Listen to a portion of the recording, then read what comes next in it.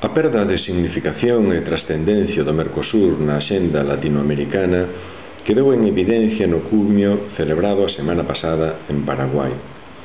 O que no seu día foi considerado, guardando as inevitables distancias, un embrión dunha Unión Europea sudamericana, hoxe atravesa un período de desencanto e ata de descrédito imposible xa de disimular e que contrasta coa euforia que concitan outras fórmulas cooperativas que proliferan no continente en diferentes dominios, especialmente no político e na seguridade, entre outros. No encontro de Luque, ningún só dos asuntos da axenda foi resolto. O fin do dobre cobro da tarifa externa común, o Código Aduaneiro Común, o Tribunal de Xustiza do Mercosur, as novas atribucións do Parlamento do Mercosur e o uso de moedas locais no comercio regional quedaron para unha próxima ocasión. Neste último aspecto houbo algún avance, pero require tantos compromisos concretos adicionais para facelo efectivo que será certamente difícil que se faga realidade. No político, a crise de Honduras, que sigue enturbiando a situación continental ante a canella de difícil saída en que se atopa, motivou a ausencia de Chávez, partidario de convidar a Zelaya ao encontro para evidenciar o apoio explícito e colectivo ao seu goberno, abrindo unha nova fenda con Brasil, que rexeitou a iniciativa.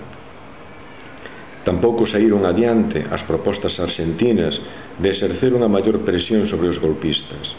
Diferentes perspectivas converxen nunha ambigüedade calculada que semella reinar á espera de acontecementos ou quizáis á espera de que estes nunca cheguen a producirse. O que quedou de proveitoso da reunión foron os contactos bilaterais mantidos por uns e por outros, o acordo entre Lula e Fernando Lugo sobre a remuneración da enerxía xerada pola planta de Itaipú, as conversas entre brasileiros e arxentinos a propósito do comercio bilateral, a compra de enerxía paraguaya polos chilenos. A crise pasa a factura ao proxecto na medida en que non alentou coordinación regional algunha, primando nas respostas ás medidas proteccionistas individuais. Pero as dificultades de construción do Mercosur veñen de antes e van máis aló da crise, que son inseparables do cambio de prioridades en países claves como Brasil, que hoxe aposta máis claramente por un escenario bilateral nas relacións cos seus veciños que lle permita reafirmar o seu liderado regional. No Mercosur conviven 10 membros, contando os 4 fundadores e outros 6 máis ou menos asociados. Venezuela é candidata ao ingreso dende hai 3 anos, agardando dende 2006 a ratificación por parte dos congresos de Brasil e Paraguai.